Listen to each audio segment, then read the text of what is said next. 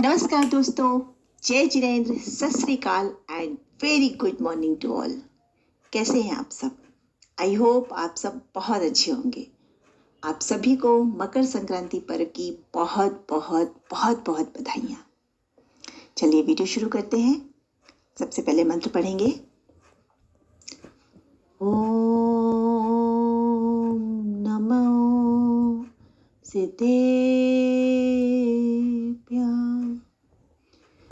ओम नमो सिद्धेभ्यः।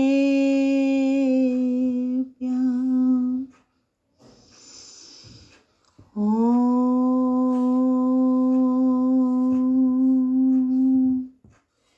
नमो सिद्धेभ्यः।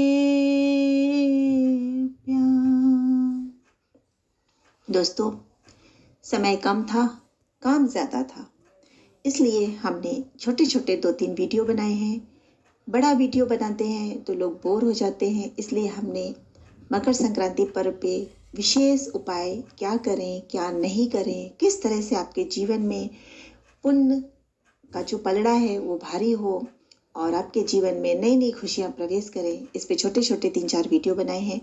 सभी वीडियो को देखिएगा और जो भी उपाय बताए उन्हें फॉलो करिए ताकि आपके जीवन में बहुत सारे आशीर्वाद की वर्षा हो, आपके जीवन में पॉजिटिव चेंजेस हों। तो दोस्तों, उसी पे आधारित हमारा आज का ये अगला वीडियो है। दोस्तों, मकर संक्रांति के दिन गुप्त लक्ष्मी के दान की विशेष महिमा है, जैसा कि मैंने बताया है। और कैसे ये गुप्त लक्ष्मी के दान की महिमा हुई, क्या है इसके पीछे की कथा, बड़ी ही रोचक कथा है। आप भी सुनेंगे, आपको बहुत आनंद आएगा। दोस्तों, मकर संक्रांति के दिन भगवान शिव और भगवान नारायण ने दोनों ने एक साथ एक ही पल में गंगा जी में नहाने का मन बनाया और चल दिए गंगा स्नान करने। जिस पल भगवान शिव और भगवान नारायण गंगा स्नान कर रहे थे, उस पल माता लक्ष्मी ने गुप्त तौर पे उन्हें स्नान करते हुए झांक लिया। जिस वक्त माता लक्ष्मी गुप्त तौर पर उन्हें देख रही थी, उसी वक्त भगवान नारायण की दृष्टि माता लक्ष्मी पर पड़ गई। भगवान नारायण ने तिरछी दृष्टि से माता लक्ष्मी को देखा और भगवान शिव से कहा कि भगवान, माता लक्ष्मी ने हमें स्नान करते हुए देख लिया। भगवान शिव ने कहा कि प्रभु, हमने भी देख लिया है और मैंने वर दे दिया है। आज से माता लक्ष्मी का एक नाम गुप्त लक्ष्मी भी रहेगा। तो दोस्तों, इस तरह से माता लक्ष्मी को गुप्त लक्ष्मी भी कहा जाता है। मकर संक्रांति के दिन गुप्त लक्ष्मी के दान की विशेष महिमा बताई गई है। दोस्तों, इस दिन तिल और गुड़ का लड्डू बनाया जाता है। काली तिल का विशेष महत्व है। इस दिन काली तिल और गुड़ का लड्डू बनाया जाता है और उस लड्डू के अंदर एक लड्डू बनाया जाता है। बनाते तो कई हैं, मतलब एक लड्डू के अंदर आपको क्या करना है, तो एक लड्डू के अंदर आपको 1 का सिक्का, 2 का सिक्का, 5 का सिक्का या कोई लक्ष्मी, यानी जो भी आप रखना चाहें वो उसके अंदर रख करके लड्डू को बांध दिया जाता है और उस लड्डू को मंदिर जी में दान कर दिया जाता है, चढ़ा दिया जाता है प्रभु के चरणों में। और इस प्रकार से ये गुप्त लक्ष्मी के दान की महिमा बताई गई है। कहते हैं इस तरह का गुप्त लक्ष्मी का दान करने से मकर संक्रांति के दिन, और जिस तरह से बताया गया है उस तरह से दान करने से आपके घर में कभी भी, किसी भी घर में कोई बड़ी बीमारी प्रवेश नहीं कर पाएगी। इतनी महिमा बताई गई है गुप्त लक्ष्मी के दान की मकर संक्रांति के दिन।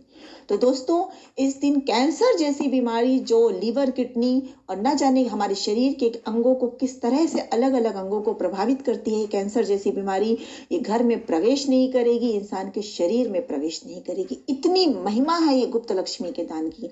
तो दोस्तों, आप भी इस कथा को सुन करके बहुत ही भाव विभोर हुए हैं, मुझे पता है, और बहुत ही आनंद आया होगा। तो दोस्तों, आप भी इस गुप्त लक्ष्मी के दान की महिमा को समझिए। आप भी इस दिन विशेष तौर पर एक लड्डू घर में बनाइए, और कम से कम एक लड्डू बनाइए और उसके अंदर कुछ लक्ष्मी को रखिए। जो भी आपकी श्रद्धा भक्ति है, ये जो कर सकते हैं आप, उसको करके मंदिर जी में दान कर दीजिए, और जिसकी किस्मत में होगा वो लक्ष्मी उसके पास पहुंच जाएगी। तो इस तरह से आप इसको करिए और भगवान का नाम लेकर के करिए। आपके घर में कभी किसी प्रकार की बड़ी बीमारी, रोग दोग, परेशानियां प्रवेश नहीं करेंगी। दोस्तों, गुप्त लक्ष्मी की कहानी और गुप्त लक्ष्मी की दान की महिमा का जो वर्णन है वो हमारे स्कंद पुराण में किया गया है।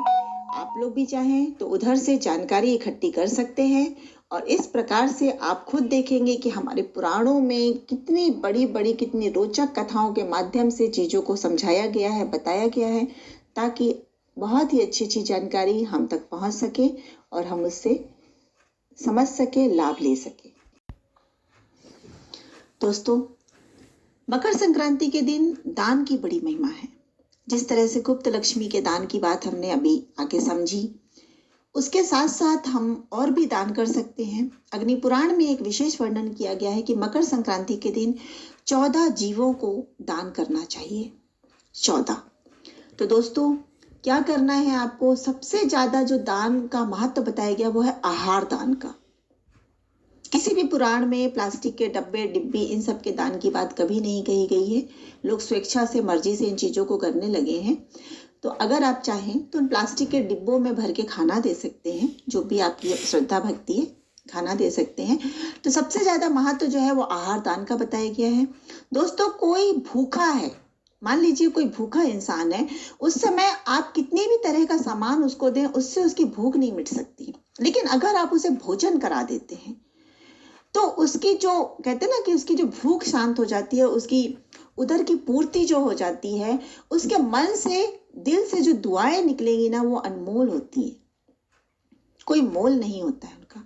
तो दोस्तों, मकर संक्रांति के दिन आहार दान का विशेष महत्व बताया गया है। 14 जीवों को, कम से कम 14 जीवों को आप आहार दान कराइए। तो आप इतना भोजन बनाइए कि कम से कम 14 लोगों को आप अच्छे से भोजन करा सकें, उनको आहार दान दे सकें।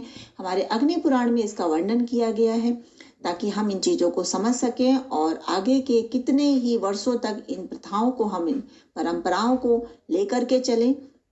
और इस प्रकार से दान की महिमा बताई गई है। कहते हैं कि मकर संक्रांति के दिन आहार दान कराया जाए और 14 जीवों को आहार दान कराया जाए तो बैकुंठ के द्वार, यानी कि हमारे स्वर्ग के द्वार खुल जाते हैं। तो अगर आप भी चाहते हैं कि आपके जीवन में भी परिवर्तन आए, आपके जीवन में भी स्वर्ग जैसे द्वार खुल जाए, ईश्वर की महिमा आपके ऊपर बरसे, आपके परिवार पे बरसे, रोग दोग से आपका और आपके परिवार का जीवन मुक्त रहे, घर में सुख शांति हो, खुशियां हो, स्वर्ग तो इंसान को अपने घर में ही बना लेना चाहिए। दोस्तों, अपने हाथों में है कि हम अपने घर को स्वर्ग बना सकते हैं। तो दोस्तों, अपने घर में सुख शांति बना के रखिए। जो भी कमाते हैं उसका एक छोटा सा हिस्सा दान दक्षिणा में जरूर रखिए, ताकि धर्म की प्रभाव ना हो, जरूरतमंद लोगों तक आपका पैसा उपयोगी बन करके उनके जीवन में सुख शांति और भोजन करा सके। इस तरह से आप भी करिए। लेकिन मकर संक्रांति के दिन इस चीज की विशेष महिमा है। तो जैसा मैंने बताया कि गुप्त दान जरूर करिएगा, इसके साथ ही भूखों को खाना खिलाइए, आहार दान कराइए। कम से कम, ज्यादा नहीं तो 14 लोगों तक अपने घर का, अपने हाथ का बना हुआ भोजन कराते हैं, तो विशेष लाभ बताया गया है। तो दोस्तों, आप भी ऐसा करिए और भगवान के दिए हुए आशीर्वाद को, उनकी ब्लेसिंग को आप भी महसूस कीजिए, अपने जीवन में लेकर आइए। तो दोस्तों, आज की इस वीडियो में इतना ही। आगे फिर कुछ नया लेकर आऊंगी। तब तक आप सभी को जय जिनेंद्र, नमस्कार।